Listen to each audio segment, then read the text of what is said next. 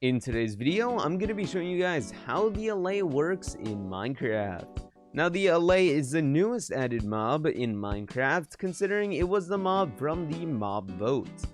And yes, it is a pretty cool mob, acting as like a new pet.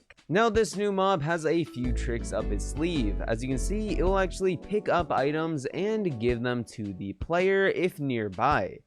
So it will actually follow the player until it can safely deliver all the items to it. And as you can see, they will give me all the items until their inventory is not full anymore. But they will keep the original item that you actually selected on them. Now currently this is only for the Minecraft Bedrock Beta, but I'll be showing you guys how to actually get onto the Minecraft Bedrock Beta and how to play with this new Allay. So let's get into it. Now starting off, I want to talk a little bit about the Allay, and then I'll get into how to make this go on Bedrock Edition. So let's get into talking about the Allay. First of all, the Allay can only pick up stuff in stacks, or if it's not stackable, it will give it to you one by one. As you can see, if I throw these music discs down, he'll actually have to deliver it to me one by one. As you can see, they'll wait, and then they'll go pick it up to me, and they'll repeat the process. So it is actually pretty hard to actually get multiple stacks, and you want to be close by when trying to deliver unstackable items. And that goes the same for the stackable items. If I throw 2 stacks on the ground, just like so, the Allay will actually only pick up 1 stack and then try to pick up the others as well. Now, as you can see, you can only hold up to 1 stack, which is basically like 1 inventory slot in your base. So just imagine that it's just 1 inventory slot within your hotbar, and that's what the Allay can hold for you. Now, even though it can hold only a little amount, it is actually really useful and really cool, especially as an alternative to a hopper or just to use as a local pet. So let's actually get into some of the use cases for this. First of all, if you die, you obviously drop all of your items, and it's going to be a pain to get them back. So let's say I have a diamond sword that I really like. And while we're at it, let's also enchant the diamond sword. So let's just enchant it with something useful like sharpness, just like so, and then we give an Allay a diamond sword without the enchantment. So let me get a new Allay, give him the diamond sword, and now what I can do is simply just die. Let me get rid of the original diamond sword, and then we can see how the Allay reacts. So if we die just like so and respawn, the Allay will actually pick up the item that is needed for me, and once I get close by enough to where the Allay can actually find me, it will go up to me and deliver the diamond sword. And as you can see, it did not have to be enchanted for it to actually deliver it to me, it just has to be the base item. And as you can see, if you die and you get close enough to the Allays, they'll actually drop all the stuff off for you, making it very useful, especially if you think your friends or other players on the server will try to take your items if you die. Having them stick around you will actually be very useful in getting them to actually deliver the items for you. And let's say if I wanted my item back, all I would simply have to do would be to kill the Allay. Now, as you can see, I just have to kill it, and it will drop all of the item that is in its inventory. So if it's holding stuff, it'll actually drop all of it, and you just simply get it back by killing the Allay. Now, that is actually pretty useful to know, and I'm pretty sure it will only drop the extra stuff in its inventory, not just the sole item that it was holding. But the Allay is another one of the mobs similar to a glow squid that kind of glows within the darkness. As you can see, it has this glowing texture upon it, which actually makes it stand out within the nighttime, which is pretty cool.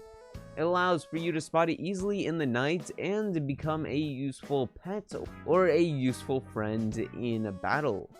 Now, another use case for these guys would be in a mob farm or just while you're out fighting. As you can see, if I give him rotten flesh and I actually were to kill a zombie, he would be able to pick up the rotten flesh for me. And as you can see, when I killed the zombie, he actually picked up the rotten flesh and gave it to me.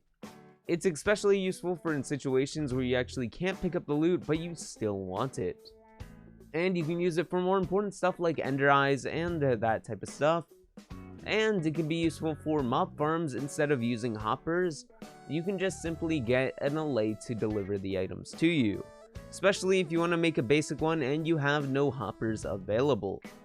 So this mob is pretty useful to actually be using in your day-to-day Minecraft world.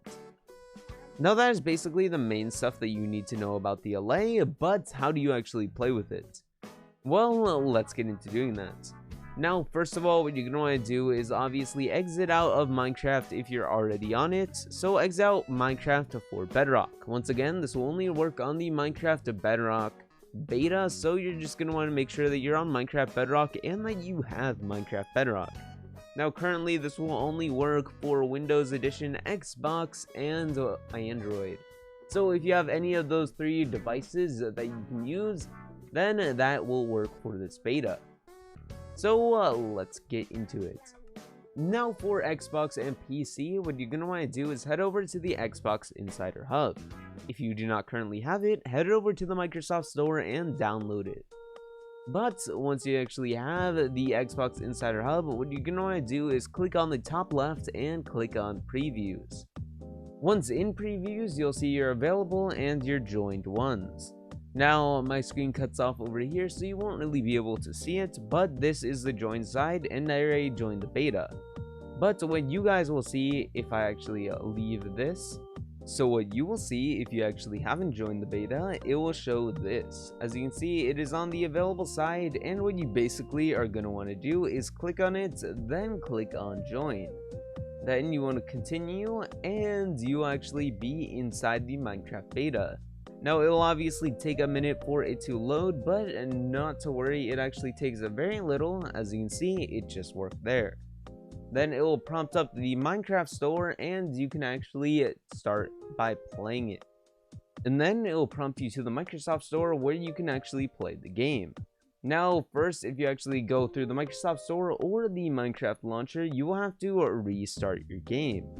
So obviously have your game closed, but over here it will say update. Now I already updated mine to the beta, so what you're just going to want to do is click on update here, and it will take a couple of minutes for it to update.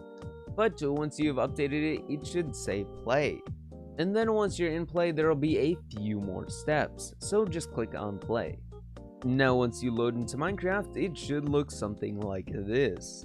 It should say Minecraft Beta, and then Beta on the side of here as well.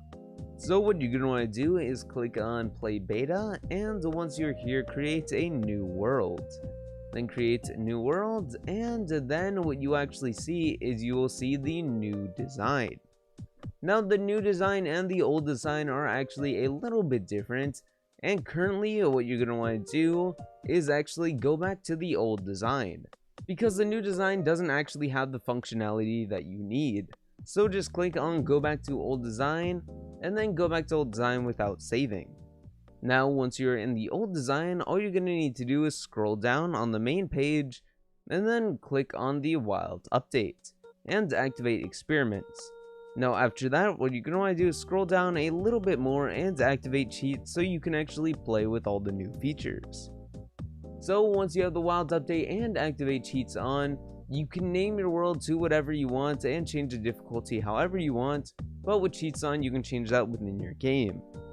So I'm just going to name the world, and then we can start it. Then just click on create and proceed. Now once you're in this world, you can actually play with the new Allay mob and a little bit more features that are in the Minecraft update. Obviously change your game mode to creative so that you can have all the new items, and all you're basically going to want to search up is for Allay. So once you have it, you can also get stuff like the new frog and the new tadpoles as well. But obviously those are just add-ons to this new update, and they've been in the previous snapshots, so you should have already seen them by now. But as you can see, I got the Allay here and the frogs. Those are 2 out of the 3 new mobs that we know of so far. And as you can see, it is very cool, especially the Allay. And hopefully the Allay will help you within your Minecraft adventures. Now quickly, I'm just going to briefly go over how to do it on Android. If you guys want to know, all you're gonna have to do is go to the Google Play Store, go over to Minecraft, then scroll down until you see play on beta. Then you're just gonna want to click on yes, I want to play on the beta, and then you will be in. Then follow the same steps to turn on the wild update and cheats, and then you're good. But anyways, that's the end of this video. I really hope you guys enjoyed. If you did, remember to leave a like, comment, and subscribe, and share it with a friend. Maybe they want to play with the Allay, and maybe they can join you on your new adventures with it. Anyways, thank you guys so much for watching, and I hope to see you in the next one. Anyways, peace out.